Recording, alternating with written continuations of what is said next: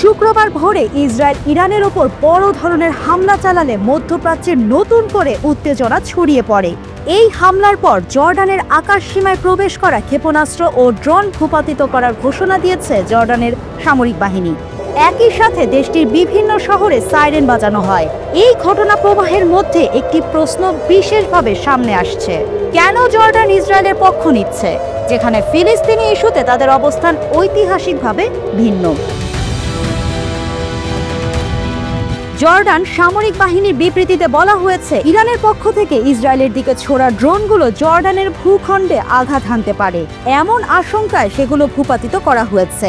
আম্মানের কর্মকর্তাদের মতে, সামরিক মূল্যায়নে দেখা গেছে যে ক্ষেপণাস্ত্র ও ড্রোনগুলো জর্ডানের ভূখণ্ডে এমনকি জনবসতিপূর্ণ এলাকাতেও আঘাত হানতে পারে, যার ফলে হতাহতের ঘটনা ঘটতে পারে। এই বক্তব্য থেকে স্পষ্ট যে জর্ডানের প্রধান উদ্বেগ ছিল তাদের নিজস্ব নিরাপত্তা এবং বেসামরিক নাগরিকদের সুরক্ষা।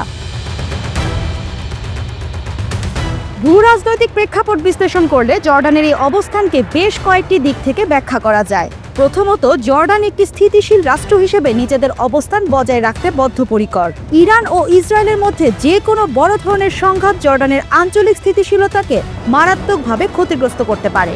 যদি ইরানের ক্ষেপণাস্ত্র বা ড্রোন জর্ডানের আকাশসীমা অতিক্রম করে ইসরায়েলে আঘাত হানে এবং এর জবাবে ইসরায়েল জর্ডানের আকাশসীমা ব্যবহার করে পাল্টা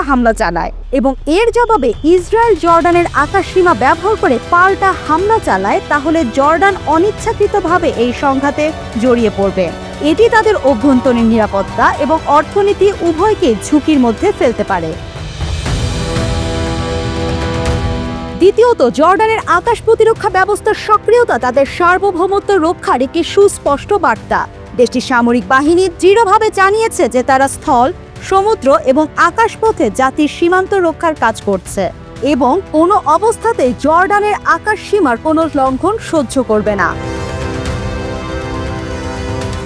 তৃতীয়ত, যদিও ফিলিস্তিনি ইস্যুতে জর্ডান ঐতিহাসিকভাবে ফিলিস্তিনিদের অধিকারের পক্ষে অবস্থান নিয়েছে, তবে ইসরায়েলের সাথে তাদের দীর্ঘদিনের শান্তি চুক্তি রয়েছে। এই চুক্তি উভয় দেশের মধ্যে কূটনৈতিক সম্পর্ক বজায় রেখেছে।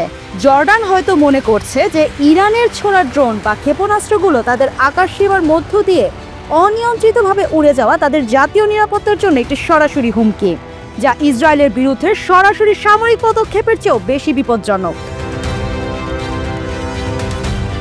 চতুর্থত, জর্ডান দীর্ঘদিন ধরে পশ্চিমা দেশগুলোর, বিশেষ করে যুক্তরাষ্ট্রের ঘনিষ্ঠ মিত্র। যুক্তরাষ্ট্রের সাথে জর্ডানের সামরিক ও অর্থনৈতিক সহযোগিতা অত্যন্ত শক্তিশালী। এই প্রেক্ষাপটে ইরানের বিরুদ্ধে ইসরায়েলের পদক্ষেপের সময় জর্ডানের নিরপেক্ষ বা পরোক্ষভাবে ইসরায়েল বিরোধী অবস্থান গ্রহণ করা তাদের পশ্চিমা মিত্রদের সাথে সম্পর্কে প্রভাব ফেলতে পারত। এই প্রেক্ষাপটে ইরানের বিরুদ্ধে ইসরায়েলের পদক্ষেপের সময় জর্ডানের নিরপেক্ষ বা পরোক্ষভাবে ইসরায়েল বিরোধী অবস্থান গ্রহণ করা তাদের পশ্চিমা মিত্রদের সাথে সম্পর্কে প্রভাব ফেলতে পারত। নিজেদের জাতীয় স্বার্থ ও আঞ্চলিক স্থিতিশীলতা বজায় রাখার জন্য জর্ডান সম্ভবত এমন একটি কৌশল অবলম্বন করেছে যা তাদের মিত্রদের সাথে সম্পর্ককে ক্ষতিগ্রস্ত করবে না। 1994 সালে জর্ডান ও ইসরায়েলের মধ্যে একটি শান্তি চুক্তি হয়, যার মাধ্যমে জর্ডান ইসরায়েলকে স্বীকৃতি দেয়। 1979 সালে মিশর ইসরায়েলকে স্বীকৃতি দেবার পর জর্ডান ছিল স্বীকৃতি দানকারী দ্বিতীয় আরব মুসলিম দেশ। ইসরায়েলের সংবাদপত্র টাইমস অফ ইসরায়েলে প্রকাশিত এক রিপোর্টে বলা হয়েছে, 2024 সালের মার্চ মাসে জর্ডান ও ইসরায়েলের মধ্যে পানি চুক্তি নবায়ন করার জন্য জর্ডান ইসরায়েলের প্রতি আহ্বান জানায়, কিন্তু এর বিপরীতে ইসরায়েল জর্ডানকে পাল্টা শর্ত দিয়েছে। এই শর্ত হচ্ছে, গাজা ইস্যুতে জর্ডান খুব বেশি শক্ত অবস্থান না নিয়ে তাদের অবস্থান নরম করে। তবে ভিন্ন যুক্তিও রয়েছে। ভৌগোলিকভাবে জর্ডানের অবস্থান এমন একটি অবস্থায় রয়েছে যে ইরান ও ইসরায়েলের মধ্যে কোনো যুদ্ধ শুরু হলে সেটির সবচেয়ে বড় প্রভাব পড়বে জর্ডানের ওপর।